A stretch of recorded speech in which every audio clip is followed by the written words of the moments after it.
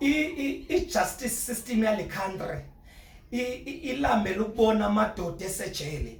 I-judiciary to be specific ifuna usibona sonke sisejele. Mayikwazi ukhupha omotoso esejele nge-97 charges ithi he's free.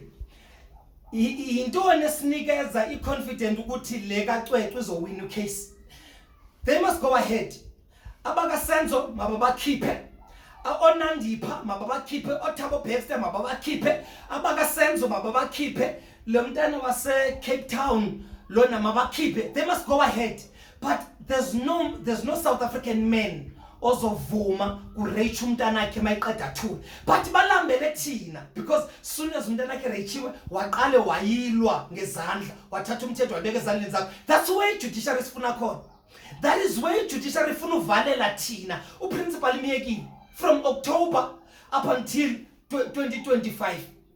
I-case ka-2024. Zingaphi cases sesa uMotoso uphumile, Omotoso is out.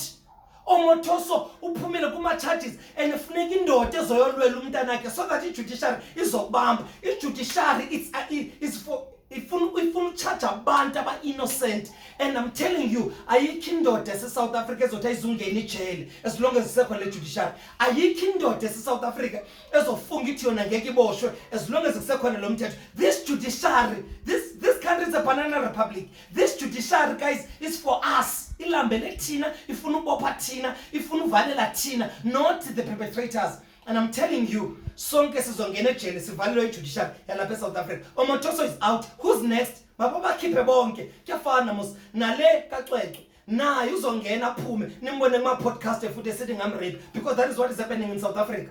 But guys, I'm telling you, as a black man of this country, you are alone. We won phezu kwalo nomhlaba. Sanibonani.